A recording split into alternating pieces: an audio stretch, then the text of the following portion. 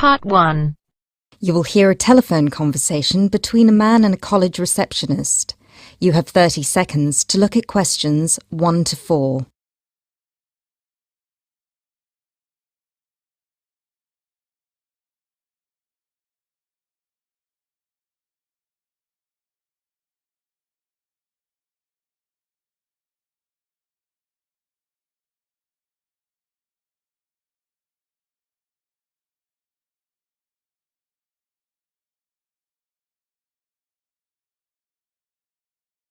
What languages are you interested in? Actually, I'm not sure. I have to fulfill a language requirement for school, but I haven't really decided what language to study. How many language courses do you run each week? We have 2 every night from Monday to Friday. I'm sorry, but would you mind going through the schedule for me? Not at all. Monday to Wednesday are modern European languages: French, Spanish, German, Dutch, and Polish. Thursday night we offer ancient languages: Latin and ancient Greek. And on Friday, we finish off with the Asian languages of Hindi and Bengali. Monday to Wednesday, modern European. Thursday, ancient languages. And Friday, Asian. Can you spell Bengali, please? Yes, it's Bengali.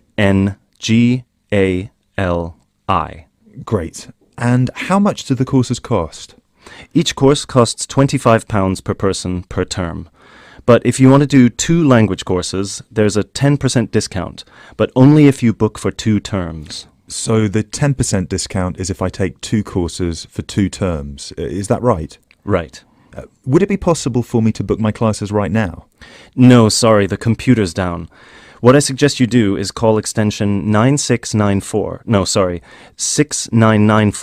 after 6 p.m. and ask for Mrs. Johnson. I'm sorry, I didn't get that. Did you say 6994 after 6 p.m.? Yes, 6994. Please ask for Mrs. Johnson. Thanks.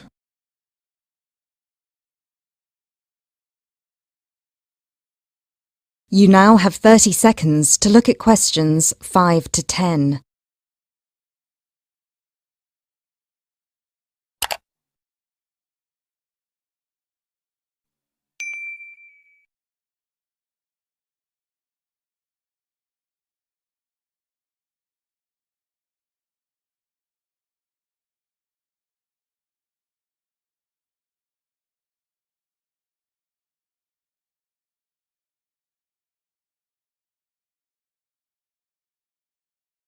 Okay, can we now look at the computer skills courses?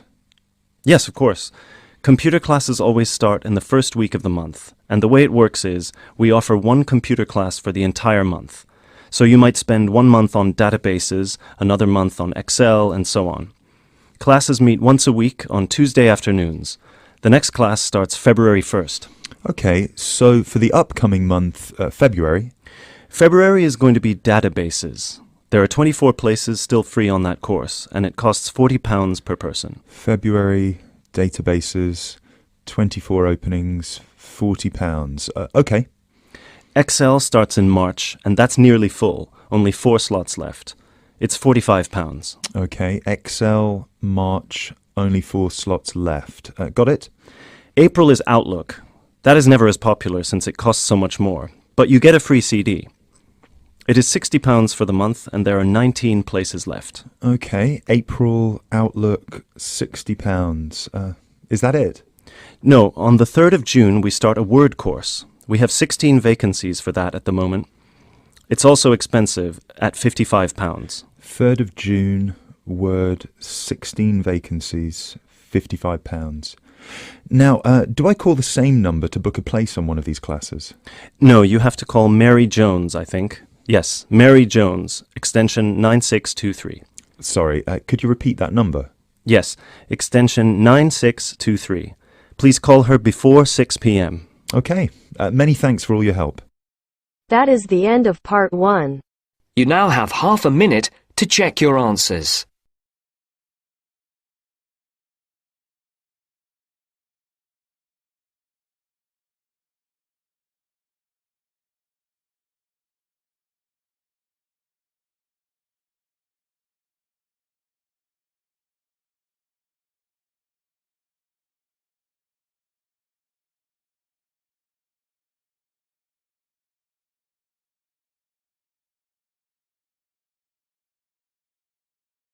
Now turns to part 2.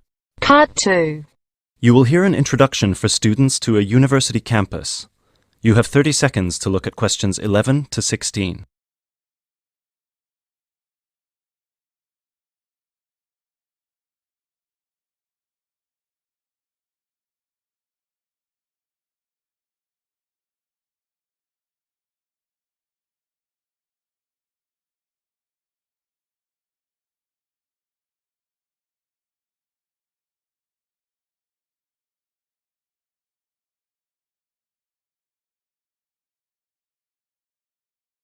Good afternoon, ladies and gentlemen. I'm Dr. Donovan, the principal of Donlevy University, and I would like to welcome you to the Dinglewood campus, which is one of the 3 campuses belonging to this university. This campus, Dinglewood, is where I have my office, and it's also the location of Languages and Science campus, so some of you will be studying here. Dinglewood is the most northerly campus. The business studies blocks are in the Churchdown campus in the centre of town, and the southern or Trailway campus, where history and architecture are situated, is to the south of the town. Those of you who are enrolled in any of those courses will be taken to your respective buildings at the end of this meeting. Those of you studying on the Dinglewood campus, you will have a tour later too. This building we are assembled in is the Office and Administration Block, Block 39, and is where the weekly meetings are held. You are welcome to attend these meetings, as are all the university staff. You may want to, as many university issues are discussed at these weekly meetings. The meetings take place at 1:30 every Tuesday, so please stop by. 2 other important buildings are also located on this campus, the cafeteria and the on-site shop. You can purchase all the required books and any stationery you need for your courses at this shop. Please bear in mind that even though you have shown your ID passes to enter this site, you still need to use them again to buy anything in the shop or cafeteria. This is for security reasons.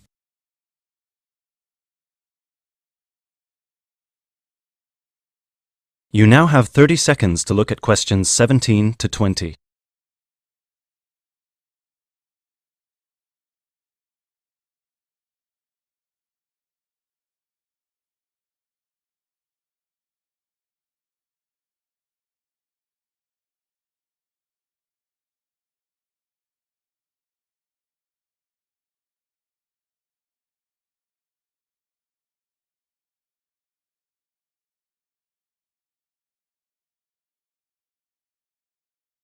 Now, if I could draw your attention to the back page of your joining instructions booklet, you will see a small map of this campus, Dinglewood.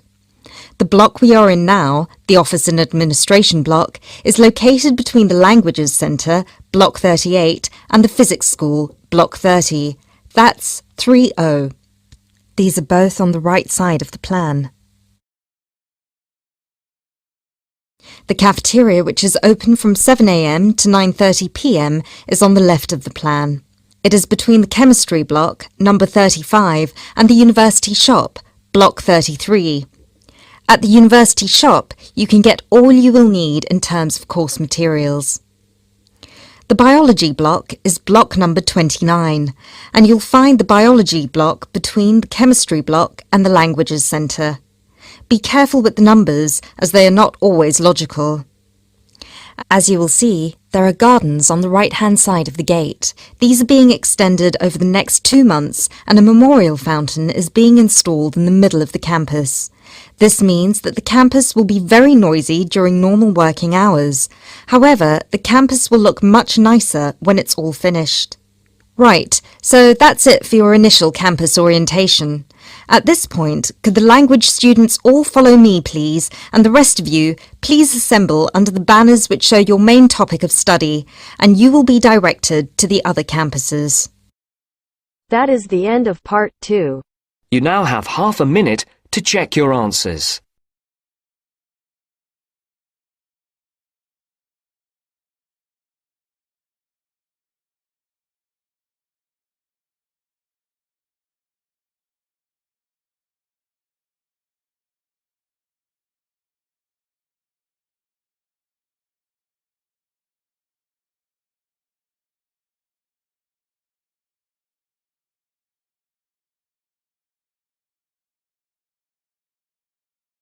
Now turns to part 3. Part 3. You will hear a conversation between two students about a project they are working on. You have 30 seconds to look at questions 21 to 30.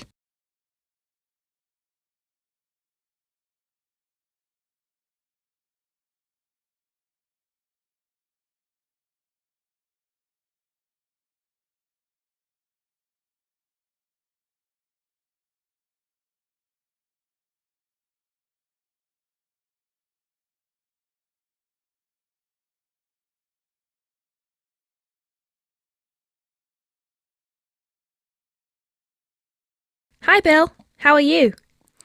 I'm okay now, Sarah, but I was so ill last week. Oh dear. What was the problem? Did you eat that dodgy fish in the canteen? No. At first I thought it was a cold, but then my head started hurting and my eyes started to go blurry. I'm so sorry. That sounds serious. It's okay, actually. I went to the doctor and he diagnosed me with a migraine. He gave me some medicine and I'm starting to feel much better. I'm glad to hear that. Well, I'm also glad you're in today, because we have to work on a new project together. Oh, are we in the same section? No, it's just us. No one else. Mr. Donaldson has put us down as B team because we live near each other. That could be fun. What do we have to do? Well, the project is partly internet research, then checking reference books for information to prepare a survey, which we have to use with people we know. Great. What's the topic? It's to do with shopping over the last 10 years. We have to find out how customers have changed their behaviour. Okay, so what's the first step? I think the first thing to do is check the list of references he gave me. But my computer is in for repair, so if I check in the reference library, would you be willing to look up some references online? Once we're done with the reference checks, we can write the questions together. That's fine. I'll do the internet research. So, what sort of shopping are we looking at?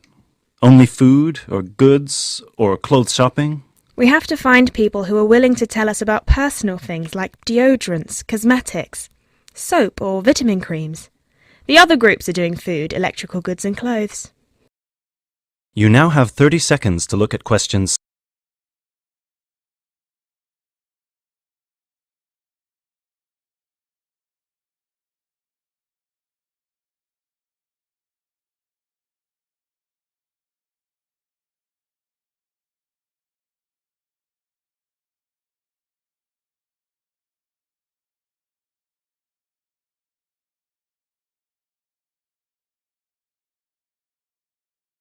That won't be easy, Sarah.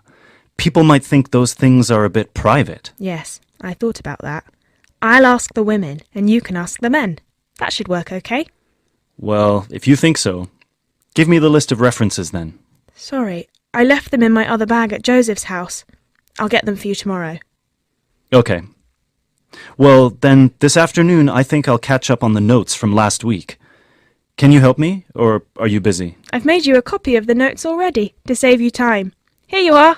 Wow, thanks, Sarah. That's so thoughtful.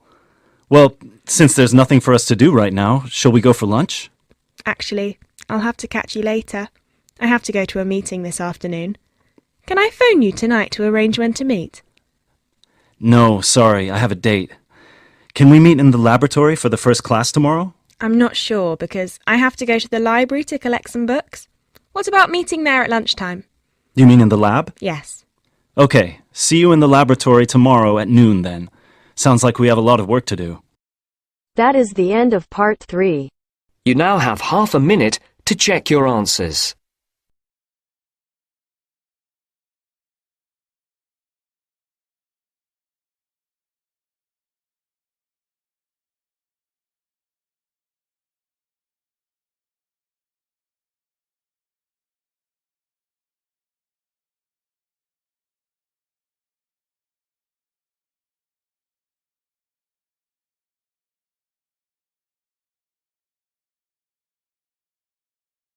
Now turns to part 4. Part 4. You will hear a lecture from the curator of an art gallery. You have 30 seconds to look at questions 31 to 35.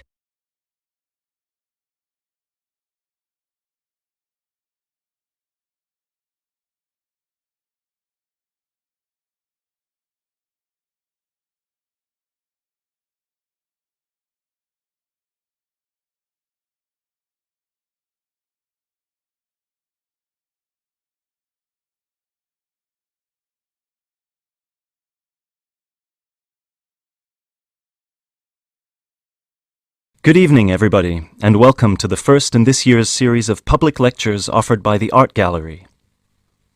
As chief curator of the gallery, I was given the honor of presenting the first lecture, and let me tell you, I had a difficult time deciding what to talk about tonight.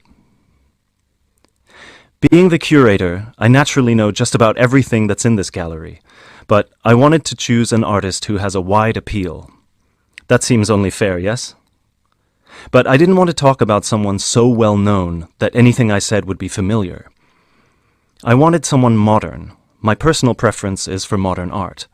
But again, I wanted to choose someone who had the potential to appeal to all art lovers, whether they're attracted to traditional forms, impressionism, surrealism, or what have you. So, having spent the last 5 years as a visiting professor in Barcelona, it's not surprising that I finally chose to talk about one of the greatest Catalan artists, one whose work is likely to be familiar to many of you, Joan Miro. Look at this, and this, and this. Ring any bells? Miro's most famous and most widely reproduced works tend to be like this. Bright primary colors, with lots of asymmetrical forms. He painted on large canvases, larger than himself quite often, and his paintings depicted birds, trees, flowers, and other features of the natural world. But Miro produced a great variety of work, and it's about some of his lesser-known paintings that I would like to speak this evening.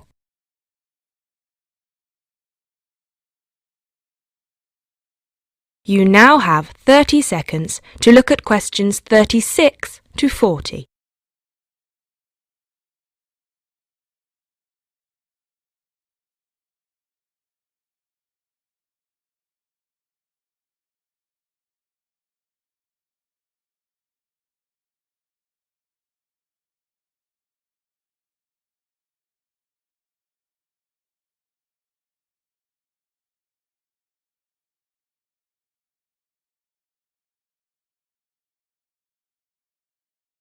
Miro was born in Barcelona in 1893, the son of a goldsmith.